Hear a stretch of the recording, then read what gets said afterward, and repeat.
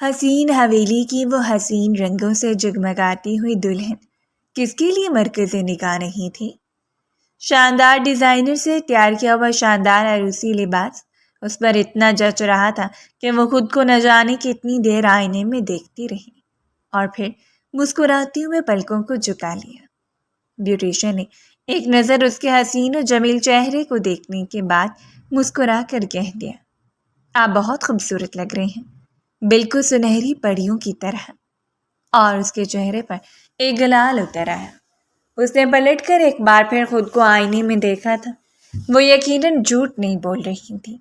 آج اس پر ٹکنے والی ہر نگاہ مات کھا جاتی اور لبوں پر جمی ہوئی حسین مسکراہٹ صرف اذلان قریشی کے نام تھی۔ وہ شخص جو اس کی محبت کا طلبگار تھا، جسے نہ جانے کتنے سال صرف اس کے قدموں میں بیٹھ کر محبت کی بھیک مانگتے ہوئے گزار دیے۔ آج اس کا بھی حق بنتا تھا کہ وہ شخص کو اس کے حق سمیت تمام محبتوں سے نواز دیتی۔ اگر خدا کو منظور تھا تو۔ باہر سے ندا نے جھانکا، ماشاء اللہ آپی۔ اسے دیکھنے کے بعد کتنی دیر وہ کچھ کہہ ہی نہیں پائی اور مقابل نے مصنوعی حیرانگی سے لبوں کو تھوڑا سا باہر نکالا اور ندا بھاگتے ہوئے اسے لپٹ گئی۔ اس کی آنکھیں اب دیدہ ہو رہی تھیں۔ یعنی اب واقعی اتنی حسین بن کر حویلی سے چلی جائیں گی؟ اور یہی بات اسے افسردہ کر دیا کرتی۔ حویلی والوں کی محبتوں کی وہ ممنون تھی۔ آج تک حویلی والوں نے اسے جو دیا وہ ان کے احسانات تلے دبی ہوئی تھی۔ ہاں، میں اتنی حسین بننے کے بعد یہاں سے چلی جاؤں گی، لیکن اپنا دل یہیں چھوڑے جاؤں گی، حویلی کے کونوں خدروں میں۔ اس نے اپنا چہرہ ندا کے قریب کرتے ہوئے ہلکا سا اپنے لبوں سے اس کے رخسار کو چھوا۔ وہ اس کی لاڈلی کزن تھی۔ میں آپ کو بہت یاد کروں گی۔ آپ کے بعد حویلی میں کبھی بھی ایسا مزہ نہیں آئے گا۔ اس نے مسکراتے ہوئے نمدیدہ نگاہوں سے دیکھ کر اسے اپنے ساتھ لگا لیا۔ تبھی جہاں آرا بیگم کمرے میں داخل ہوتے ہوئے ایک نظر دونوں کو دیکھا اور پھر بے اختیار ماشاء اللہ کہتے ہوئے اپنی جان سے پیاری شہزادی کی ٹھوری کو انگلیوں سے چھو کر لبوں سے لگا لیا۔ ندا پلیز آج تو اپنی آپی کو نہ رلاؤ۔ انہوں نے محبت سے ندا کے بال سنوارے جو جھٹ سے اپنی پیاری آپی سے دور ہو گئی۔ چلیں باہر جانے کا وقت ہو گیا ہے، کیونکہ دلہا راجہ اپنی پوری نفری کے ساتھ آپ کو لینے آ پہنچے ہیں۔ اور اس کے دل نے ایک ہارٹ بیٹ مس کی۔ ندا، ستارہ اور باقی لڑکیوں کے ساتھ وہ باہر آئی۔ انہوں نے جالی دار سجاوٹ شدہ دوپٹے کو اس کے سر پر تان رکھا تھا، جبکہ کاشان کا ہاتھ تھامے وہ سہج سہج چلتی اسٹیج کی طرف جا رہی تھی۔ حویلی کو تو آج یوں سجایا گیا تھا کہ دیکھنے والوں کی آنکھیں ٹک جائیں۔ پلکوں کو جھکا کر اس نے مضبوطی سے کاشان کا ہاتھ تھام رکھا تھا، جو اسے اسٹیج پر بیٹھے ہوئے دولہا کے حوالے کرنے والا تھا۔ نکاح کے لیے الگ سے ڈیکوریشن کا انتظام کیا گیا، تو اسے نزاکت سے لا کر پھولوں کی دیوار کے پار بٹھاتے ہوئے مقابل نے جھک کر اس کا لہنگا درست کیا۔ جالی دار گھنگھر سے اس کا چہرہ دیکھتے ہوئے مسکرا کر اس کی آنکھوں میں دیکھا تھا اور پھر ہلکا سا ناک چڑھا دیا، اور آج اس نے ذرا برابر بھی برا نہیں منایا۔ اذلان قریشی کی پوری فیملی آ چکی تھی۔ وہ سجا ہوا دولہا بھی کسی سے کم نہیں لگ رہا تھا۔ بلا شبہ وہ قبول صورت شخص تھا۔ اس کے چہرے پر پھیلی حسین مسکراہٹ لوگوں کو اس کی جانب متوجہ کر رہی تھی، جبکہ اس کی آنکھوں کی چمک بتا رہی تھی کہ وہ کتنا خوش ہے۔ چلیے خان صاحب، نکاح کی تیاری کیجیے۔ افتخار صاحب کے کندھے پر ہاتھ رکھتے ہوئے اذلان کے باپ نے انہیں کہہ دیا اور وہ اپنی بیٹی کے قریب آ کر بیٹھ گئے۔ سب لوگ ارد گرد جمع تھے۔ پھولوں سے سجی ہوئی دیوار کی ایک جانب جہاں وہ دھڑکنوں کو سنبھالے بیٹھی تھی، وہیں دوسری جانب اسے دیکھنے کی پیاس لے کر بیٹھا ہوا اذلان بے چینی سے اپنے نچلے لبوں کو دانتوں میں دبائے ہوئے تھا۔ جب قاضی صاحب نے نکاح شروع کیا، ملکہ دلگیر، دختر دلگیر احمد، آپ کا نکاح 1,00,000 مہر سکہ راج الوقت اذلان قریشی ولد رحمان قریشی سے پڑھایا جاتا ہے کہ آپ کو یہ نکاح قبول ہے۔ قاضی صاحب نے رضامندی چاہی۔ اس سے پہلے کہ وہ قبول ہے کہتی، اذلان کا باپ قاضی کی جانب جھکا۔ مجھے لگتا ہے آپ نے نام لکھوانے میں غلطی کر دی ہے۔ لڑکی کا نام ملکہ افتخار ہے، والد کا نام افتخار خان ہے۔ ان کی آواز اتنی آہستہ نہیں تھی کہ ارد گرد بیٹھے ہوئے سربراہان کے پاس نہ جاتی، اور افتخار صاحب کو اسی بات کا تو ڈر تھا۔ انہوں نے گردن موڑ کر اذلان کی جانب دیکھا۔ وہ اس حقیقت کے بارے میں اذلان کو بتا چکے تھے۔ اگر ابھی تک اس نے حقیقت اپنی فیملی سے چھپا کر رکھی تھی تو یہ سراسر غلط بات تھی۔ جبکہ قاضی صاحب دوبارہ کاغذات کو دیکھ رہے تھے، تب افتخار آگے بڑھے۔ نہیں، لڑکی کے باپ کا نام بالکل ٹھیک لیا ہے آپ نے، یہ دلگیر احمد کی بیٹی ہے۔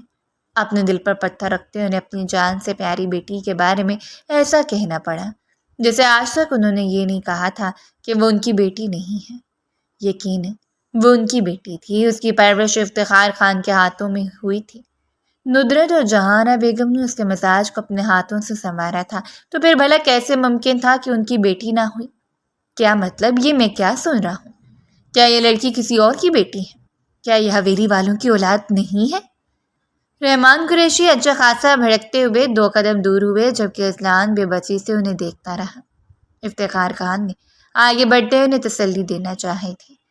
ہم یہ سب کچھ پہلے اذلان کو بتا چکے ہیں، وہ اس علاقے کے سربراہ تھے، اور اس علاقے میں حویلی والوں کی دھاک کس طرح بیٹھی ہوئی تھی سارا جہاں جانتا تھا، لیکن اس کے باوجود یہ ہنگامہ ان کی عزت خراب کر سکتا تھا؟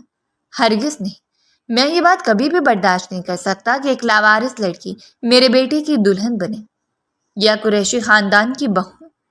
عزت، مرتبے اور ذات پات میں وہ خان حویلی کے مکینوں سے بہت نیچے تھے، لیکن ان کی مغروری ان کے سروں پر مسلط تھی۔ اپنی زبان کو سنبھال کر بات کیجیے قریشی صاحب، آپ صرف غلط بیانی کر چکے ہیں۔ اگر آپ کو لگ رہا ہے کہ ہم نے جھوٹ کا سہارا لیا ہے تو آپ کا بیٹا پہلے سے یہ سب کچھ جانتا ہے، لیکن یہ ہنگامہ اتنا بڑھا کہ گھونگھٹ کی آڑ میں دھڑکتوں دل سنبھالے بیٹھی ہوئی لڑکی کی رنگت بھگ سے اڑ گئی۔ اسی بات سے تو گھبراتی تھی، لوگ یہ نہ کہیں کہ وہ لاوارث ہے، اس کا اپنا کوئی نہیں۔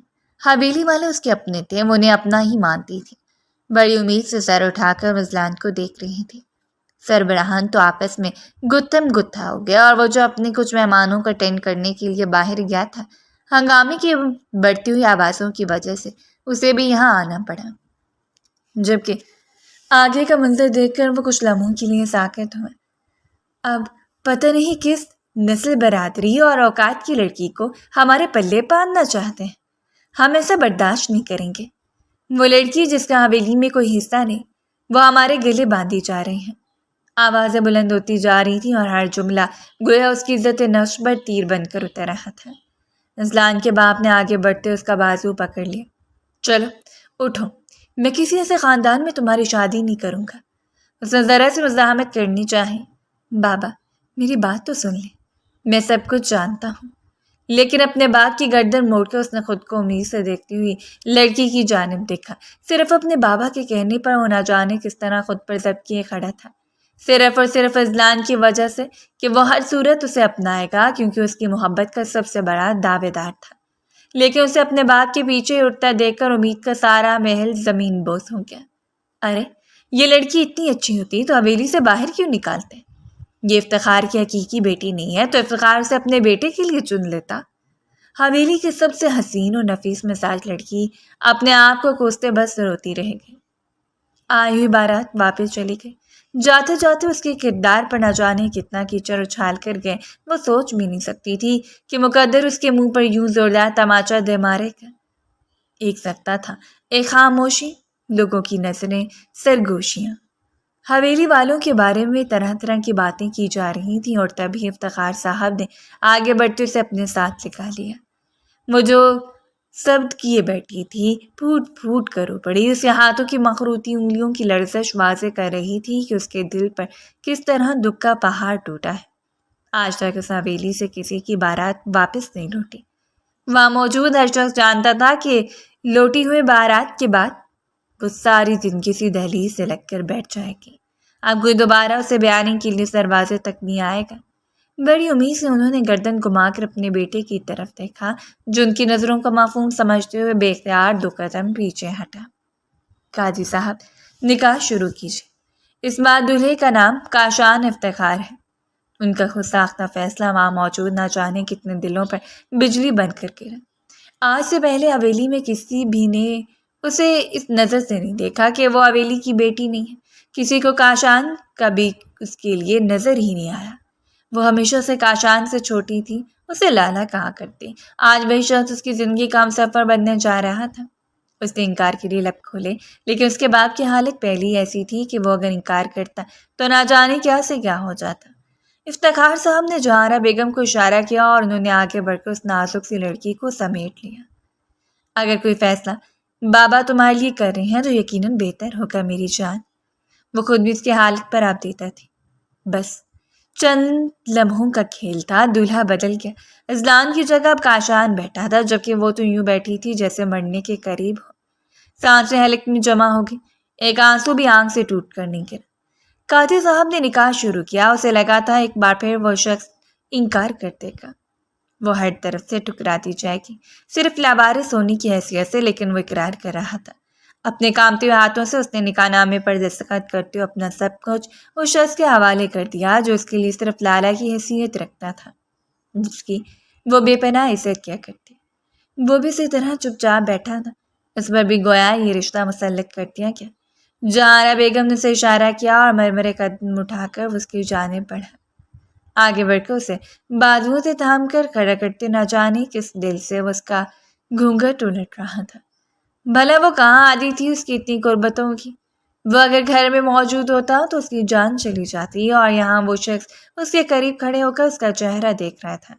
اس میں ہمت نہیں آئی کہ وہ پلکیں اٹھا کر اسے دیکھتی، بس چکراتے ہوئے سر کے ساتھ اسے اپنے مخملی ہاتھ سے مقابل کی شرٹ کو دبوچ لیا اور اگلے لمحے کاشان اسے بازوؤں میں سمیٹ لیا۔ وہ بڑی حسین دلہن اس کے بازوؤں میں آنکھیں بند کیے ہوش و خیرت سے بیگانہ تھی، اور افتخار صاحب نے فوری حکم دیا کہ اسے اندر لے جاؤ۔ وہ اب حمزہ سے کہہ رہے تھے کہ ڈاکٹر کو کال کرو۔ لوگوں کا کیا تھا، انہوں نے کھانا کھا کر واپس چلے جانا اور واپس جا کر باتیں بنانا تھی۔ یہ فیصلہ ان کا فیصلہ تھا، وہ کم سے کم اپنی بچی کی زندگی برباد ہوتے ہوئے نہیں دیکھ سکتے تھے۔ یہ فیصلہ انہوں نے کاشان پر تھوپ دیا جو ان دونوں کی زندگی میں کون سے اثر اندازی کرے گا۔ ان ساری باتوں سے غافل ہو کر انہوں نے ہر چیز خدا کے سپرد کر دی۔ سٹریس اور لو بلڈ پریشر کی وجہ سے بے ہوش ہوئی ہے، میں نے انجیکشن دے دیا ہے، تھوڑی دیر ریسٹ کرنے کے بعد خود ہی ہوش میں آ جائیں گی۔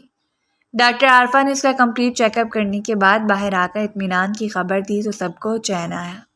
وہ چند قدموں کے فاصلے پر کھڑا سنتا رہا اور پھر سگریٹ سلگاتے ہوئے مردان خانے میں چلا گیا۔ اس وقت وہ کچھ دیر اپنے آپ کے ساتھ گزارنا چاہتا تھا۔ وہ عمر میں اس سے کافی چھوٹی تھی، اس کی عمر 24 سال تھی اور کاشان تقریباً 32 سالہ بھرپور جوان مرد تھا۔ ماما کی التجاؤں اور بابا کے کہنے کے باوجود وہ فاخرہ کے بعد کسی کو اپنی زندگی میں شامل نہیں کر پایا، اور آج یوں ہنگامی صورتحال میں اس نازک سی لڑکی کو اس کی زندگی میں شامل ہو جانا، طرح طرح کے خیالات اس کے ذہن پر منڈلا رہے تھے۔ اذلان کی دیوانگی، اس کی محبت، جنون اور دونوں کے آپس میں بڑھتی انڈرسٹینڈنگ، یہ کچھ ایسے لمحات تھے جو بار بار اس کے ذہن میں آ کر اسے پریشان کر رہے تھے۔ بابا نے اسے اپنے کمرے میں بلایا، لیکن اس وقت وہ کسی سے ملنا نہیں چاہتا تھا، سو معذرت کر لی۔ نہ جانے رات کے کس پہر تک مردان خانے میں بیٹھا رہا، حتیٰ کہ ملازمین کو بھی اندر آنے کی اجازت نہیں تھی۔ سگریٹ پر سگریٹیں پھونکتے ہوئے اس نے خدا جانے اندر کی وحشت کو کس طرح کم کیا۔ رات کے تقریباً 12 بجے کے قریب وہ خود کو سنبھالتے کمرے کی جانب بڑھا۔ اب جو بھی تھا، اس حقیقت سے تو اسے ہر صورت سامنا کرنا تھا۔ حویلی میں گہرا سناٹا چھایا ہوا تھا، جیسے طوفان کے بعد کی خاموشی ہو۔ سینیاں چڑھتے سیدھا اپنے کمرے میں آیا، آنکھیں بے تحاشا سرخ ہو رہی تھیں، لب ایک دوسرے میں پیوست تھے۔ اپنے بالوں میں انگلیاں چلاتے ہوئے جیسے اپنے کمرے میں داخل ہوا، سامنے بستر پر لیٹی ہوئی لڑکی نے اس کی توجہ اپنی جانب کھینچ لی۔ صرف نکاح تک بات اگر محدود رہ جاتی تو ٹھیک تھا، لیکن اسے اندازہ نہیں تھا کہ وہ لڑکی اس کے بستر پر موجود ہے۔ ایک عجیب سی کیفیت اس کی رگ رگ میں پھیلتی چلی گئی۔ ذرا سا پریشان ہو کر اس کی جانب بڑھا اور اس کے چہرے کو پھر دیر تک دیکھتا رہا۔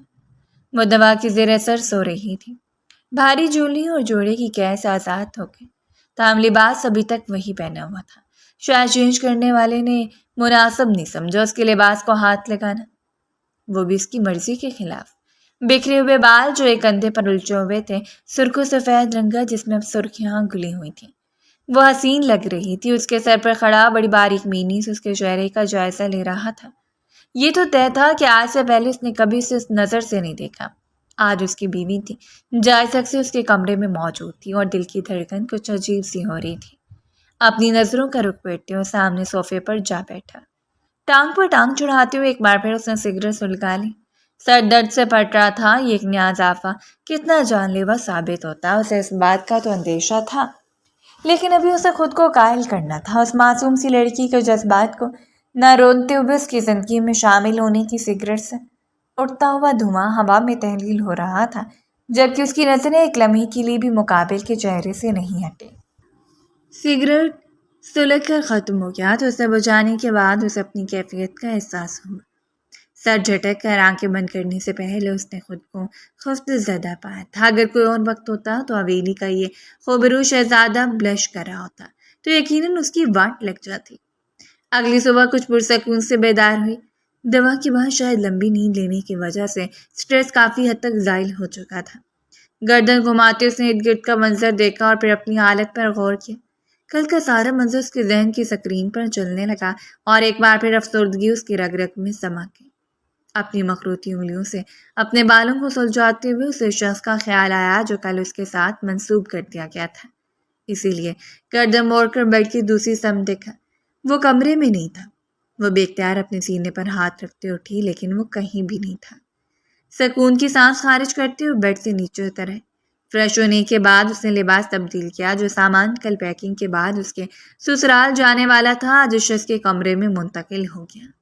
ایک افسردہ لیکن تلخ مسکراہٹ کے ساتھ کافی دیر خود کو آئینے میں دیکھتی رہی اور پھر بالوں کو سلجھا کر کمرے سے باہر نکل آئی۔ حویلی میں کہیں بھی کچھ بھی نہیں بدلا تھا، وہی محبت کرتے لوگ جن کے چہرے پہلے سے زیادہ چمکدار تھے۔ جہارا اس کی اپنی امی، افتخار احمد اس کے اپنے بابا، حمزہ اس کا بھائی۔ اگر ایک رشتہ بدلا تھا تو وہ کاشان کا تھا، جبکہ دوسرے پورشن کی فیملی یعنی کہ سکندر صاحب، اس کے چاچو، تاہم ندرت بیگم، نمرہ، کاشان کے متعلق ان کی کیا خواہش تھی وہ اس بات سے واقف تھی، اور اب ان کے ساتھ رشتہ کس حد تک بدلتا اسے اس کے بارے میں کچھ زیادہ امید نہیں تھی۔ تاہم صبح صبح ندا کا اسے ملنے آنا اور اسے طرح چہکتے اس سے بات کرنا اس کے دل کو کافی ہلکا پھلکا کر گیا۔ اس رشتے کی نوعیت کو سمجھتے ہوئے جہارا بیگم نے اسے اپنے پاس بلا کر سمجھایا تھا کہ کاشان اب اس کا شوہر ہے۔ ساری باتوں کو فراموش کرتے صرف کاشان پر توجہ دے، اس کے آنے سے پہلے تیار ہو۔ ایک اچھی بیوی کی طرح اس میں اس کا حق بنتا ہے کہ اپنے محسن کا احسان کبھی نہ بھولے، اس کی زندگی میں ایسی بہاروں کو بکھیر دے جس کا اس شخص نے اس کے ساتھ کھڑے ہو کر کیا۔ وہ سر چکا کر اپنی انگلیوں کو چٹکھاتی رہی اور پھر اٹھ کر کمرے میں آ گئی۔ جو بھی تھا، لیکن اسے یقین تھا آنے والا سفر اتنا کٹھن تھا کہ بار بار اس کا دل لرزتا رہ جاتا۔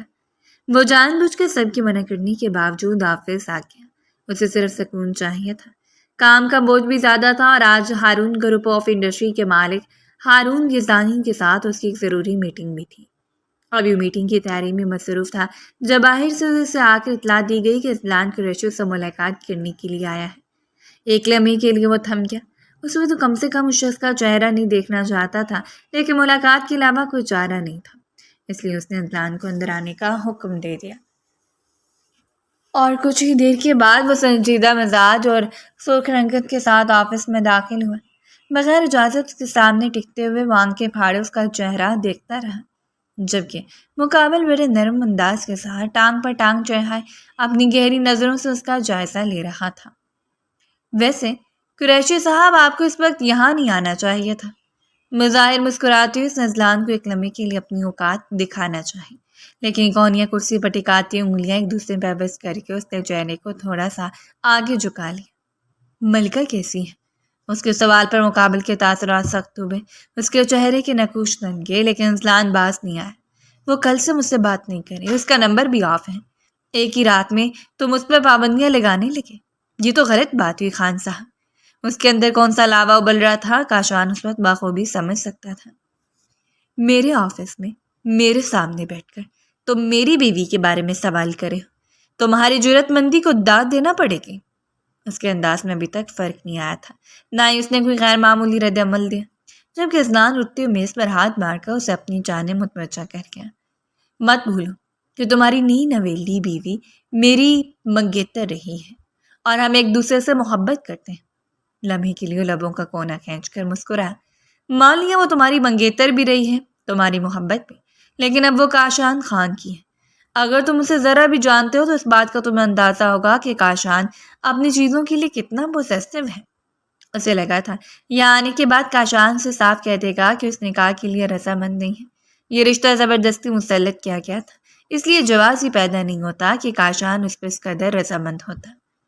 تم بہت بڑی بھول کر رہے ہو، تم اسے زبردستی حاصل تو کر لو گے لیکن اس کے دل میں کبھی بھی اذلان قریشی کو نہیں مٹا پاؤ گے۔ یاد رکھنا۔ اپنے اندر کی آگ اگلتے ہوئے وہ آفس سے باہر نکل گیا اور اذلان کا دل جہاں کے سامنے پڑے ہوئے لیپ ٹاپ کو اٹھا کر دیوار پر دے مارے۔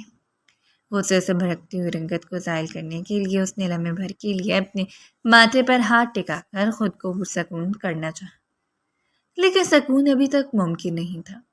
واپسی پر امی جان سے ملاقات کرنے کے بعد وہ کمرے میں داخل ہوا۔ وہ شروع سے نفاست پسند تھا لیکن آج کی ترتیب اور نفاست میں ہلکا سا فرق تھا۔ اس نے چاروں طرف نظریں گھماتے ہوئے دیکھا اور پھر ایک خوشگوار سی خوشبو کو محسوس کرتے ہوئے مڑ کر آئینے کی جانب دیکھا۔ اس کو اپنے بالوں کو سلجھاتے پلٹ کو اسے دیکھ رہی تھی، جیسے اس کے اچانک آمد سے کچھ حیران ہوئی ہو، اور پھر بغیر دوپٹے کے خود کو کاشان کے سامنے پا کر اس نے جلدی سے اپنے سینے پر ہاتھ رکھتے ہوئے بیڈ سے دوپٹہ اٹھا کر سر پر لے لیا۔ وہ تب تک اندر آ چکا تھا۔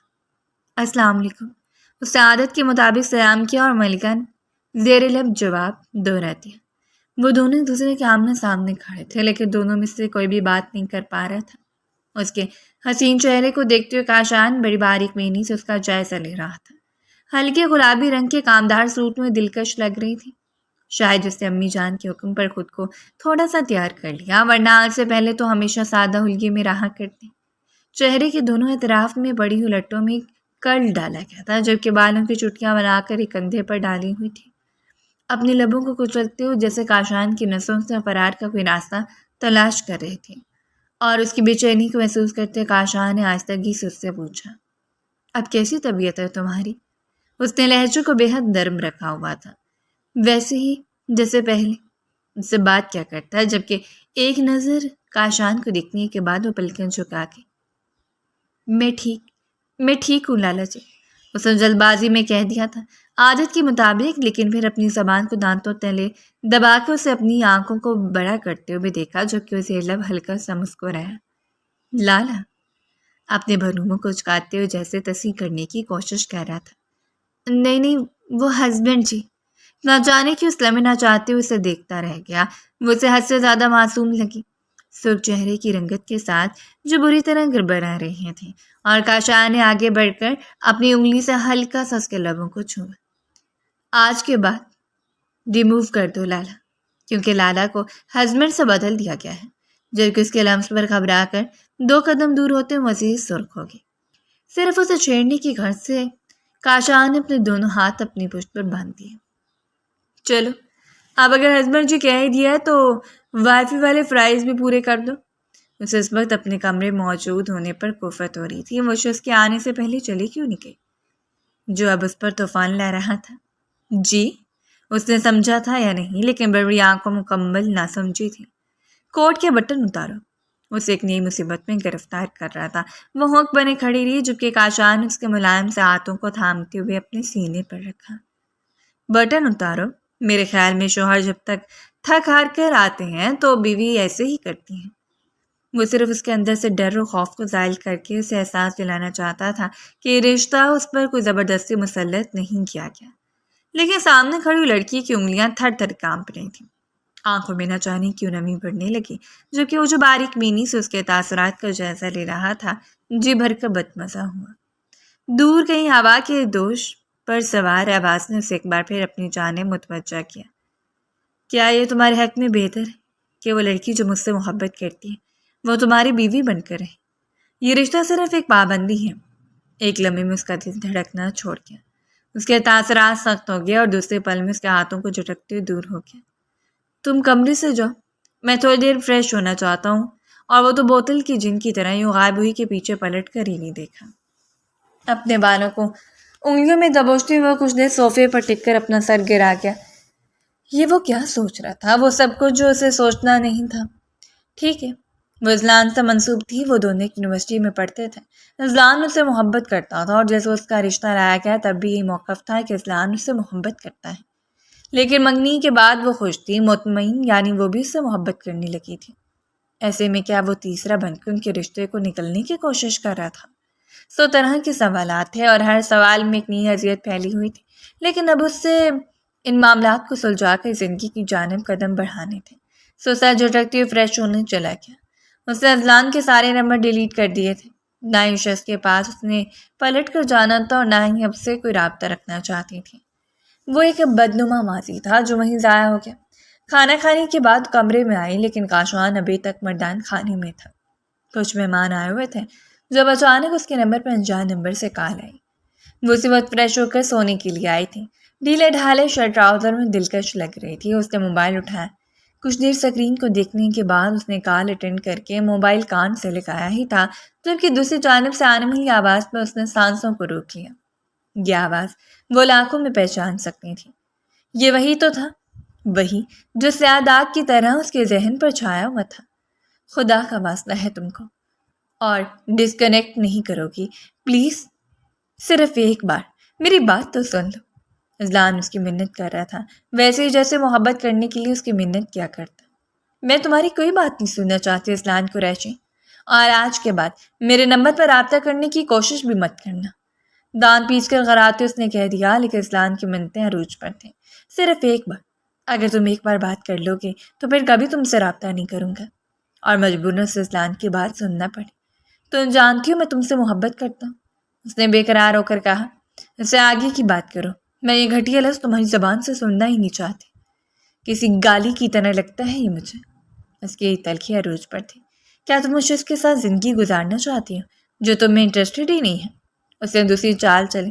یہ میری زندگی ہے، میری مرضی، میں جس طرح مرضی گزاروں. اور چاہنے کے باوجود بھی اس کا لہجہ نرم نیرے پا ہے. میں ملا تھا اس شخص سے، وہ آج بھی تمہیں طلاق دے دے گا اور کل بھی. اسے تمہاری ساتھ زندگی گزارنے ہی نہیں جس کے کندھوں پر تم ایک بوجھ کی طرح پڑی ہو. اور چھناکے سے اس کا دل ٹوٹا تھا. کافی دیر وہ کچھ بول ہی نہیں پائی. ابھی اسے معلوم نہیں تھا کہ شخص کے متعلق کیا سوچتا ہے. اس رشتے کو کس حیثیت سے اتنی ہمت نہیں تھی کہ اتنی بڑی بات کر لیتا. وہ اگر مجھے چھوڑ بھی دیں تو بھی میں پلٹ کر تمہارے پاس نہیں آؤں گی اذلان قریشی، یاد رکھنا. کھٹاک سے فون بند کرتے اس نے سائڈ ٹیبل پر اچھال دیا. دل متواتر دھڑک رہا تھا. وہ جانتی تھی کہ ایک وقت میں وہ خود سے منسوب فاخرہ شاہ سے کتنی محبت کرتا تھا. اس کی نس نس میں سمائی ہوئی لڑکی اسے کبھی فراموش نہیں کر سکتا تھا. زندگی کے 5 سال اس نے فاخرہ کے لیے برباد کر دیے. گھر والوں کو منا اسے رشتہ قائم کیا لیکن فاخرہ نے اس کے ساتھ وہ دھوکہ کیا جو کہ ناقابل بیان تھا. اور اس کے بعد اس کا اعتبار اٹھ گیا. گھر والوں نے کتنی کوششیں کی تھیں کہ دوبارہ گھر بسا لے، کسی پر اعتماد کر لے، لیکن نہ ہی اس کا اعتبار کسی پر رہا اور نہ ہی وہ دوبارہ کر پایا. اس کی نظر میں بھی محبت صرف ایک فریب تھی، ایک دھوکہ. لیکن جس روز اذلان قریشی ساری یونیورسٹی کے سامنے آ کر اس کے سامنے گھٹنوں کے بل جھکتے ہوئے اپنی محبت کا اظہار کر رہا تھا، وہ دیر تک اس شخص کے چہرے کو دیکھتی رہی.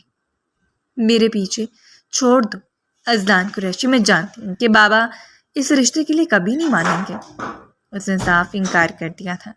وہ شخص اگر اس کے لیے پسندیدگی کا درجہ رکھتا بھی تھا تو اتنا حاوی نہیں ہوا تھا کہ اسے محبت کا نام دے دیتی یا پھر اس کا کھو جانا ایک حسرت بن جاتا. لیکن اذلان کی محبت سے کون واقف نہیں تھا؟ وہ شخص جس نے بھرے مجمع میں اپنی کلائی پر چھری رکھ لی، بالکل عورتوں کی طرح. میں ابھی اور اسی وقت اپنی کلائی کاٹ دوں گا، میں تمہارے لیے جان بھی دے سکتا ہوں ملکہ. اس کی آنکھیں چمک رہی تھیں. وہ جو کچھ کہہ رہا تھا سچ کہہ رہا تھا. لیکن ملکہ رخ پھیر کر گزرنے لگی اور اس لمحے اس نے لوگوں کی چیخو پکار سنی. اذلان قریشی نے اپنے ہاتھ کی کلائی کاٹ دی تھی.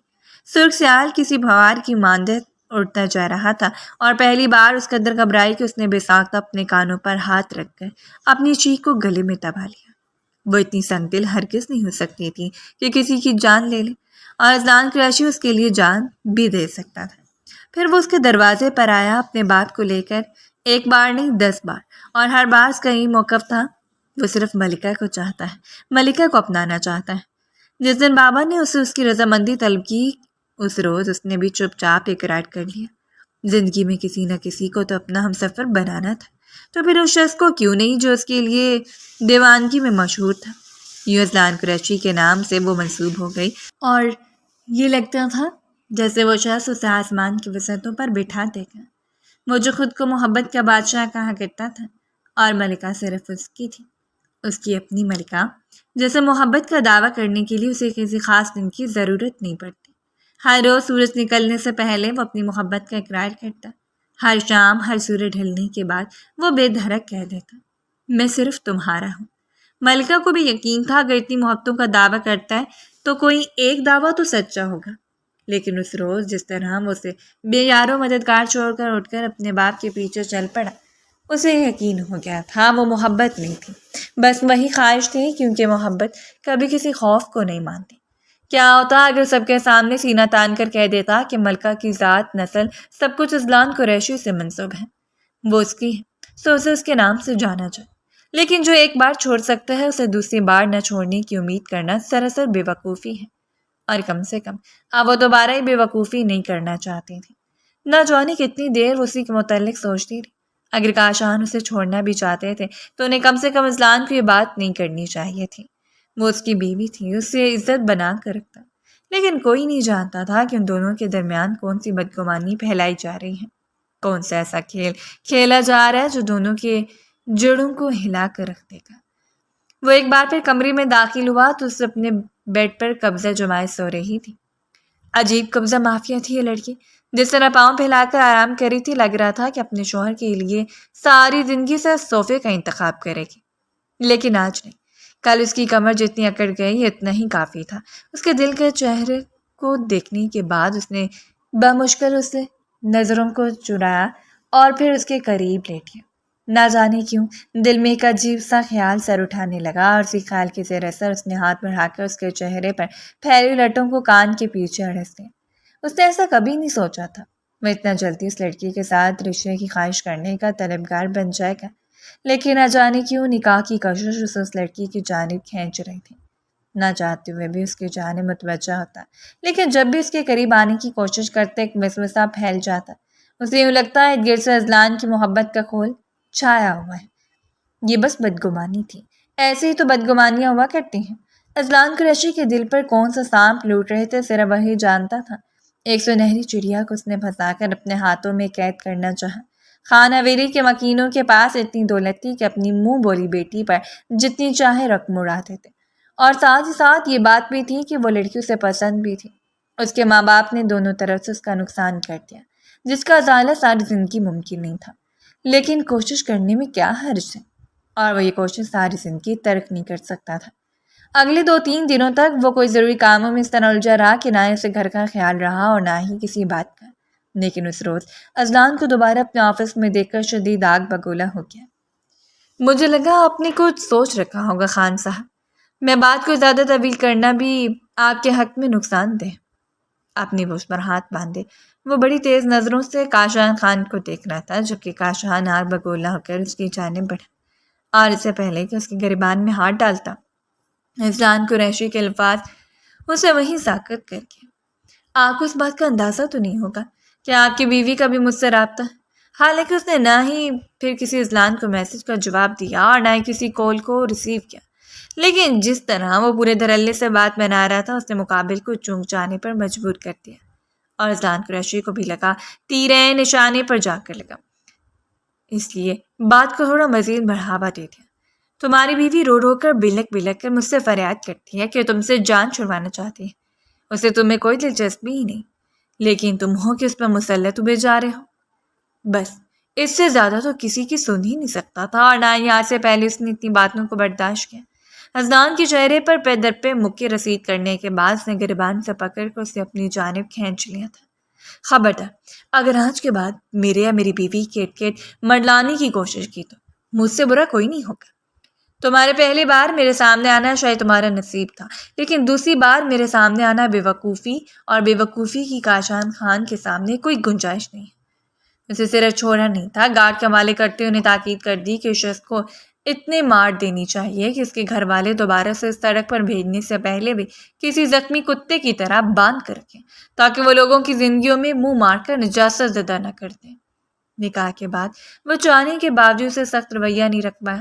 اگر ذہن میں بدگمانی تھی بھی تو اس نازک سی لڑکی پر اپنے شکوک و شبہات نہیں کھول پایا۔ وہ اگر اس خوف زدہ تھی تو اس نے بڑی محبت سے اس کے دل سے سارے خوف کو زائل کیا، اور اب آہستہ آہستہ ایک بار پھر اس کے ساتھ فرینک ہونے لگی تھی۔ ان 3 دنوں میں وہ اتنی کمفرٹیبل ہو گئی، کمرے میں اس کے سامنے رہ لیا کرتی، حالانکہ پہلے جب کمرے میں داخل ہوتا تو فوراً فرار کا راستہ تلاش کرنا شروع کر دیتی، صرف اسے اسپیس دینے کی خاطر، اور نہ ہی بے جا اس کے قریب آیا تھا اور نہ ہی اسے قریب کرنے کی کوشش کی۔ لیکن اس وقت اذلان کی بات سے پاگل کر رہی تھی، اس کا دماغ بری طرح کھول رہا تھا۔ کمرے میں جو آتی اس نے سب سے پہلے اسے بازو سے دبوچ کر اپنے قریب کھینچ لیا، بکٹی شاخ کی طرح، اور چست کے چوڑے سینے سے آٹ ٹکرائی، اور پھر خوفزدہ نگاہوں سے اسے دیکھتے ہوئے اپنے وجود کو سنبھالنے لگی۔ لیکن آج اسے بخشنے کے موڈ میں نہیں تھا۔ میں نے تم سے نکاح کر لیا، تمہیں اپنی بیوی بنا کر عزت دی، لیکن تم نے ثابت کر دیا کہ تم ایک انتہائی درجے کی گری ہوئی لڑکی ہو، جس کو ایک بار عادت لگ چکی ہے غیر مردوں سے مراسم بڑھانے کی، اور اب یہ عادت کبھی بھی ختم نہیں ہو سکتی۔ وہ زہر انگل رہا تھا، اس لڑکی کا دل کسی سوکھے پتے کی مانند کانپتا رہ گیا۔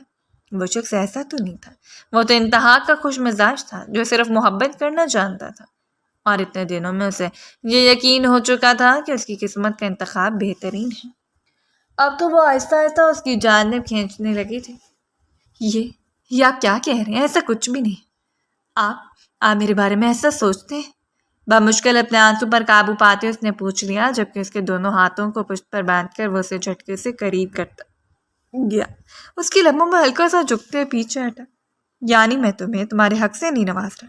یہ بات تمہیں بار بار اذلان قریشی کی طرف اٹریکٹ کر رہی ہے اور تم اس سے رابطے میں ہو؟ بڑی مشکل سے خود کو چھڑواتے ہوئے گردن موڑ کر اسے دیکھتی رہ گئی۔ یہ صرف جھوٹ ہے، آپ سے جھوٹ کہا گیا، جبکہ صرف بدگمانی بھری نظروں سے اس کی جانب قدم بڑھاتے ہوئے اسے دیوار کے ساتھ لگا گیا۔ کاش کے جھوٹ کہا ہوتا، کاش وہ شخص میرے سامنے آ کر تمہارا نام ہی نہ لیتا۔ کھاؤ میرے سر کی قسم کھاؤ کہ تم نے نکاح ہونے کے بعد ایک بار بھی اذلان قریشی سے بات نہیں کی۔ اس کی مخملی ہاتھ کو اپنے سر پر رکھتے اس کی آنکھوں میں دیکھ کر پوچھ رہا تھا، اور کانپتی لبوں کے ساتھ بے چین کھڑی رہ گئی۔ دیکھیں میری بات سنیں، میں آپ کو سمجھاتی ہوں۔ اس نے وضاحت پیش کرنی چاہی، ہاں یا نہ، مجھے صرف ایک ہی جواب چاہیے۔ وضیح سے آنکھیں بند کرتے اس نے ہاں میں گردن ہلا دی۔ اس میں اتنی ہمت نہیں تھی کہ آنکھیں کھول کر شخص کی شک کی نگاہوں کا سامنا کرتی۔ یہ کیا قسمت پائی تھی اس نے اس کے قریب رہنے والا ہر شخص سے بدگمان ہوا پھرتا تھا، اور یہ اذیت کے علاوہ کچھ بھی نہیں تھا۔ اسے اسی طرح خالی ہاتھ کمرے میں چھوڑ کر باہر نکل گیا۔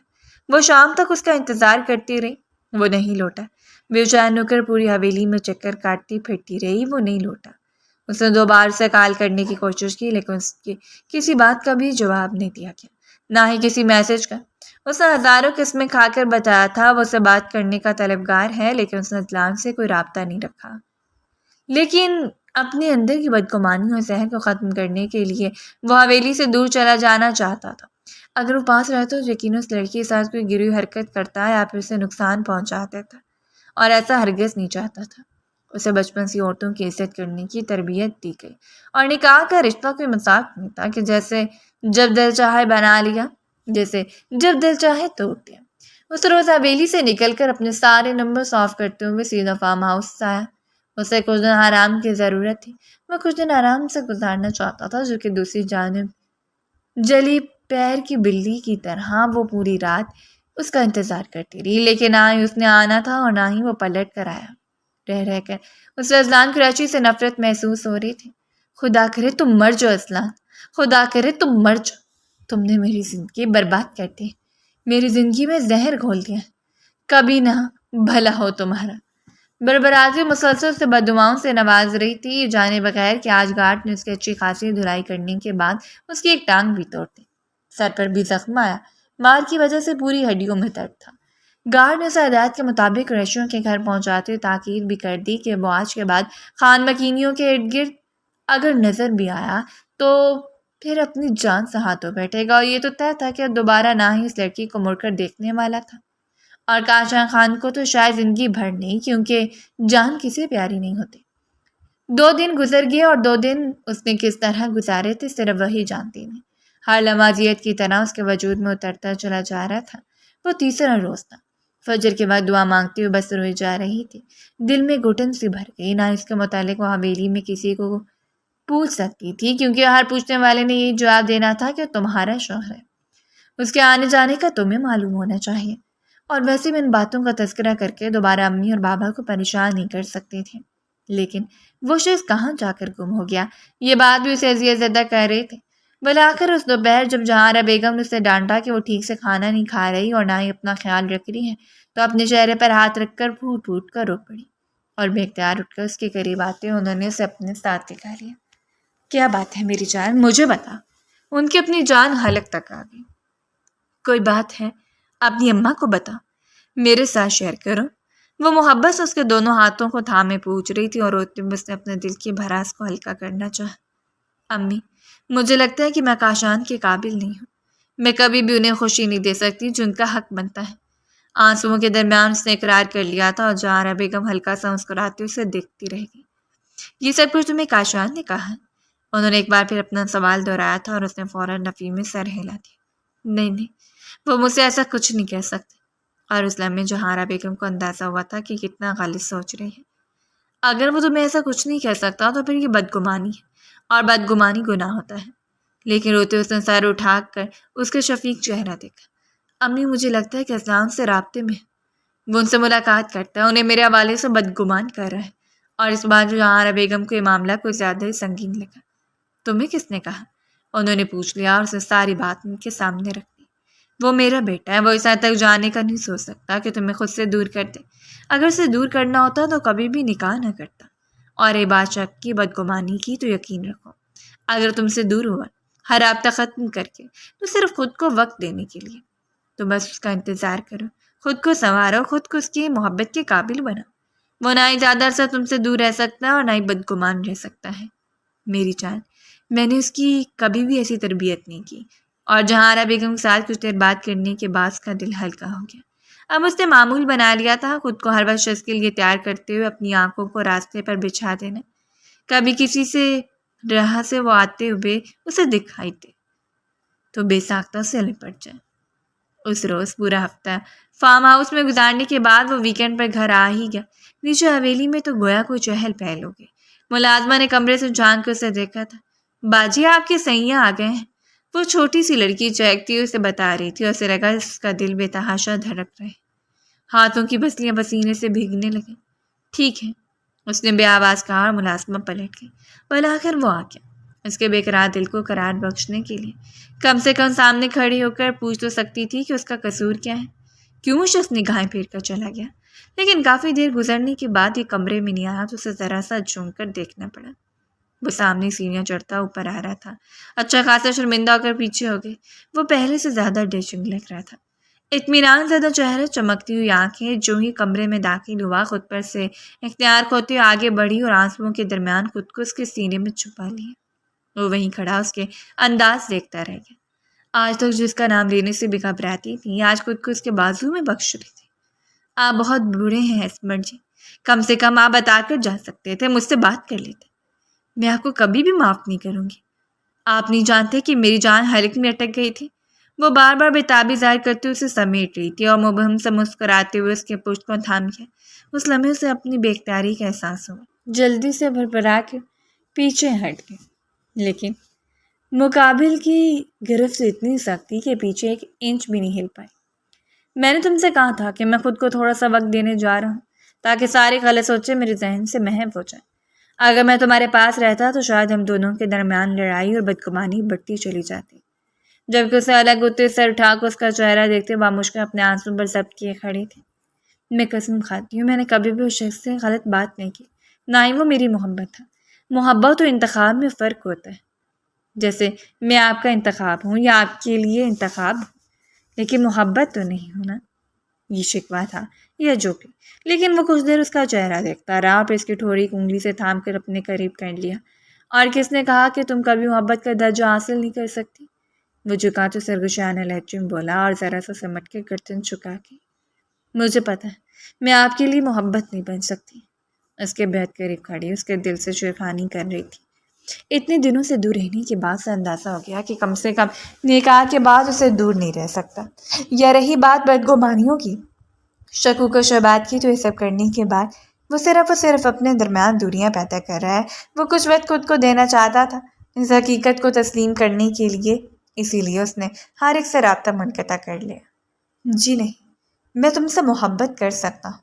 ابھی اگر تم سے محبت کر کے دکھاؤں گا تو تمہاری سانسیں اٹک جائیں گی۔ اس کے چہرے کو ہاتھوں کے پیالے میں تھام کر اپنی گم سانس اس کے چہرے پر چھوڑ رہا تھا اور مقابل ہلکا سا مسکراتے ہوئے سر جھکا کے، نہیں پلیز، مجھے بہت ڈر لگ رہا ہے۔ وہ ڈر رہی تھی جو پہلے اس کے جذبات بھڑکا کے اس پر حاوی ہوئی، لیکن اب بھلا وہ اسے کیسے جانے دے سکتا تھا۔ بڑی نزاکت سے اس کے لبوں پر جھکتے ہوئے اس کے ڈر کو ختم کر رہا تھا۔ آہستہ آہستہ ان دونوں کے لب ایک دوسرے کے سے ٹکرا رہے تھے۔ ایک قیامت تھی، بس جذبات کا ڈھانٹے مارتا سمندر اور سمندر میں بھیگتے ہوئے طوطے۔ مقابل نے اپنا سارے جذبات اس کے رحم و کرم پر چھوڑ دیا۔ اگر وہ چاہتی تو انہیں سمیٹ لیتی اور چاہتی تو ٹکرا دیتی۔ وہ اس پہ زبردستی حاوی نہیں ہونا چاہتا تھا، لیکن ملکہ نے اپنے دونوں بازو اس کے گرد حائل کرتے ہوئے اپنے آپ اس کے سپرد کر دیا۔ آج وہ اپنے تمام ہوش و حواس کے ساتھ اپنا وجود شخص کو سونپ رہی تھی جو اس کے وجود کا محافظ تھا، جو اسے ٹوٹنے نہیں دے سکتا تھا، جبکہ اسے خود میں سمیٹتے اور آہستہ آہستہ ان تمام جسارتوں کو مکمل کرتا جا رہا تھا جو محبت کا ذریعہ ہوتی ہے۔ تم بہت خوبصورت ہو، میرے لیے بہت امپورٹنٹ ہو، میری پسندیدگی کا درجہ رکھتی ہو، میں کبھی کسی تیسرے کے ساتھ تمہیں برداشت نہیں کر سکتا۔ اس کے کانوں کی قریب سرگوشیاں کرتے ہوئے اسے قیمتی کرتا جا رہا تھا۔ میں آپ سے وعدہ کرتی ہوں ہم دونوں کے درمیان کبھی کوئی تیسرا نہیں آئے گا، جو آئے گا وہ میرے ہسبینڈ کے ہاتھوں مارا جائے گا۔ وہ ہلکا سا شوق ہوئی اور ذرا سا ہنستے ہوئے کاشان نے اسے اپنے بازو میں بھر لیا۔ دونوں ایک دوسرے میں بھیگتے چلے جا رہے تھے۔ آج پورے حق سے اس کے بستر پر حکمرانی کر رہے تھے اور اس کے وجود پر حکمرانی کرنے والا شخص پر سرشار ہوتا جا رہا تھا۔ کیا کبھی میں تمہارے لیے محبت کا باعث بن سکتا ہوں؟ اس نے بے اختیار پوچھ لیا اور سامنے بڑی سی لڑکی بس خالی نظروں سے اسے دیکھتی رہی۔ کیا آپ کو اب بھی لگتا ہے کہ آپ میرے لیے محبت کا باعث نہیں بن سکتے؟ میں نے خود کو آپ کے حوالے کر دیا، اور جس روز عورت خود آپ کو آپ کے حوالے کر دے اس روز سمجھ آئیے کہ وہ آپ کو اپنے دل کی اونچی مسند پر بٹھا چکے ہیں، جہاں سے نیچے اتر کر آپ اس کے دل کو بھی گھسیٹ کر ساتھ لے آئیں گے۔ اور جگہ سے ٹوٹے ہوئے دل پھر کسی کام کی نہیں رہا کرتے۔ وہ بڑی ہو گئی تھی، بڑی بڑی باتیں کرنے لگی تھی۔ کل تک وہ جیسے ایک معصوم بچی سمجھتا تھا، آج وہ بڑے بڑے فلسفے سنانے لگی تھی۔ اس لیے ان فلسفوں کو سن کر انہیں سراہنا اس کے حق بنتا تھا، اور اس رات وہ سراہتا چلا گیا۔ اپنے تمام حقوق اس لڑکی سے وصول کر کے ہر ایک بدگمانی کا گلا گھٹتا چلا گیا۔ اللہ نے میاں بیوی کے رشتے کو پاک اور مقدس بنا ہے۔ اگر اس رشتے میں بھی کوتاہی برتی جائے تو دونوں کے درمیان نفرتیں بڑھنے لگتی ہیں۔ عورت کا وجود مرد کے لیے سکون کا باعث ہے، اور اس طرح مرد کا وجود بھی عورت کے لیے پرسکون ہے، جسے لپٹ کر وہ سارے جہان کی درد بھول جاتی ہے۔ بعض دفعہ کسی تیسرے کو اپنی زندگی میں شامل کر کے ہم اپنے قریب ترین رشتوں سے دور ہوتے چلے جاتے ہیں، اور تیسرا ہمارے درمیان اسی درار کا سبب بنتا ہے جو ساری زندگی نہیں بھر سکتی۔ یہی تو خامی ہوتی ہے گچے دلوں کی۔ ایک بار خود کو ہر شک، ہر حسد اور ہر بدگمانی سے آزاد کر کے تو دیکھیں۔ ایک بار خدا کے بنائے ہوئے رشتوں کے سامنے سر جھکا کر تو دیکھیں۔ اگر سکون آپ کے گرد نہ منڈلانے لگے تو آپ میرا گریبان پکڑ لیجیے گا، لیکن صرف ایک بار اپنے اندر کی تمام سیاہیوں کو دھو کر دیکھیے۔ یقین کیجیے، شیشے کی طرح جگمگاتا ہوا دل پروردگار کا ٹھکانہ ہوتا ہے۔ امید ہے ہماری آج کی اسٹوری آپ کو پسند آئی ہوگی۔ اگر اسٹوری پسند آئے تو اپنا فیڈ بیک لازمی شیئر کریں اور ہمارے چینل کو لازمی سبسکرائب کر دیں۔ شکریہ۔